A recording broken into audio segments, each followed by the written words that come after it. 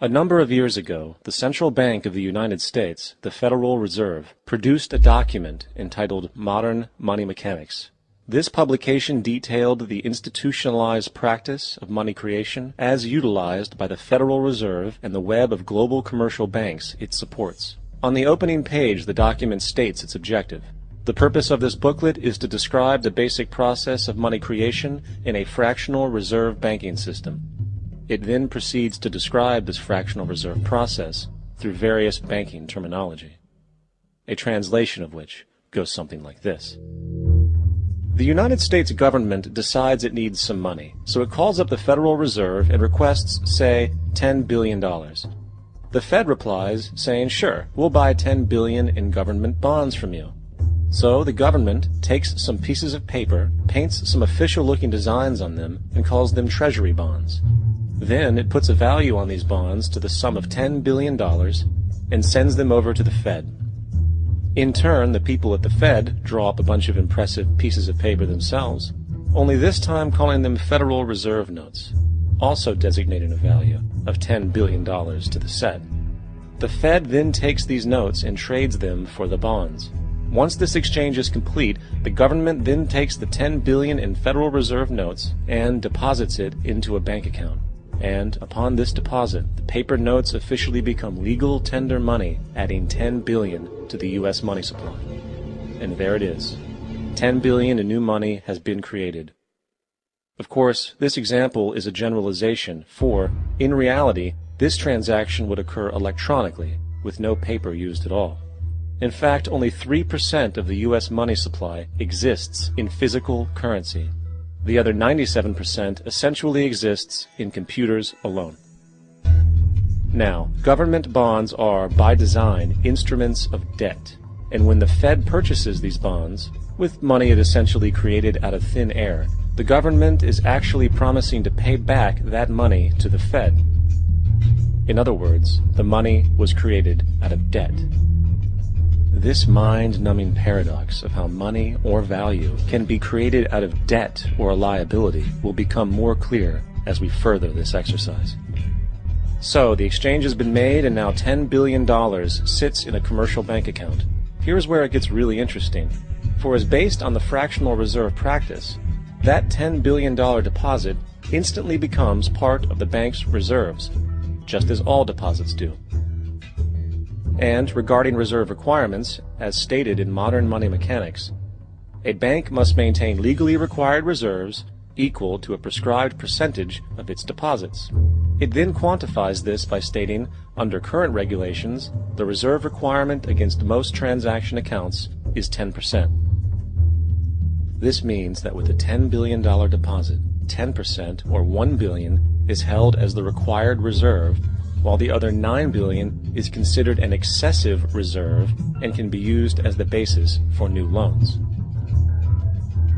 Now, it is logical to assume that this $9 billion is literally coming out of the existing $10 billion deposit. However, this is actually not the case. What really happens is that the $9 billion is simply created out of thin air on top of the existing $10 billion deposit. This is how the money supply is expanded. As stated in Modern Money Mechanics, of course they, the banks, do not really pay out loans from the money they receive as deposits. If they did this, no additional money would be created. What they do when they make loans is to accept promissory notes, loan contracts, in exchange for credits, money, to the borrower's transaction accounts. In other words, the $9 billion can be created out of nothing simply because there is a demand for such a loan and that there is a $10 billion deposit to satisfy the reserve requirements. Now, let's assume that somebody walks into this bank and borrows the newly available $9 billion. They will then most likely take that money and deposit it into their own bank account. The process then repeats, for that deposit becomes part of the bank's reserves. 10% is isolated, and in turn 90% of the $9 billion, or $8.1 billion, is now available as newly created money for more loans. And, of course, that 8.1 can be loaned out and redeposited, creating an additional 7.2 billion, to 6.5 billion, to 5.9 billion, etc. This deposit money creation loan cycle can technically go on to infinity. The average mathematical result is that about $90 billion can be created on top of the original $10 billion. In other words, for every deposit that ever occurs in the banking system, about 9 times that amount can be created out of thin air. Money jitters? Ask the obliging Bank of America for a jar of soothing instant money, M-O-N-E-Y, in the form of a convenient personal loan. So, now that we understand how money is created by this fractional reserve banking system, a logical yet elusive question might come to mind. What is actually giving this newly created money value? The answer? The money that already exists. The new money essentially steals value from the existing money supply. For the total pool of money is being increased irrespective to demand for goods and services. And as supply and demand finds equilibrium, prices rise, diminishing the purchasing power of each individual dollar. This is generally referred to as inflation, and inflation is essentially a hidden tax on the public.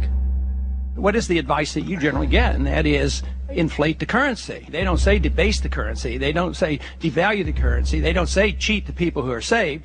They say lower the interest rates. The real deception is when we distort the value of money. When we create money out of thin air, we have no savings, and yet there's so-called capital. So my question boils down to this. How in the world can we expect to solve the problems of inflation, that is, the increase in the supply of money, with more inflation? Of course, it can't. The fractional reserve system of monetary expansion is inherently inflationary. For the act of expanding the money supply, without there being a proportional expansion of goods and services in the economy, will always debase a currency. In fact, a quick glance at the historical values of the US dollar versus the money supply reflects this point definitively, for the inverse relationship is obvious. $1 in 1913 required $21.60 in 2007 to match value. That is a 96% devaluation since the Federal Reserve came into existence.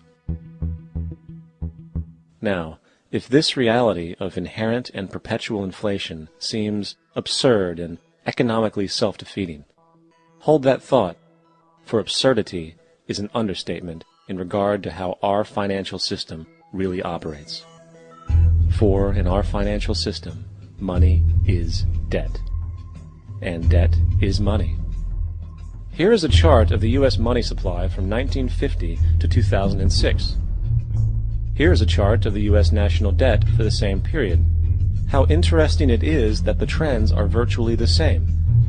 For the more money there is, the more debt there is. The more debt there is, the more money there is. To put it a different way, every single dollar in your wallet is owed to somebody by somebody. For remember, the only way the money can come into existence is from loans. Therefore, if everyone in the country were able to pay off all debts, including the government, there would not be $1 in circulation.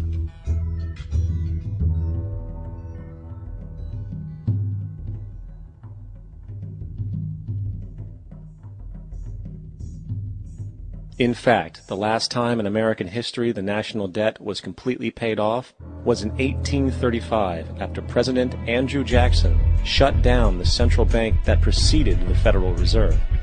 In fact, Jackson's entire political platform essentially revolved around his commitment to shut down the central bank, stating at one point, "The bold efforts the present bank has made to control the government are but premonitions of the fate that awaits the American people, should they be deluded into a perpetuation of this institution or the establishment of another like it." Unfortunately, his message was short-lived, and the international bankers succeeded to install another central bank in 1913, the Federal Reserve. And as long as this institution exists, perpetual debt is guaranteed.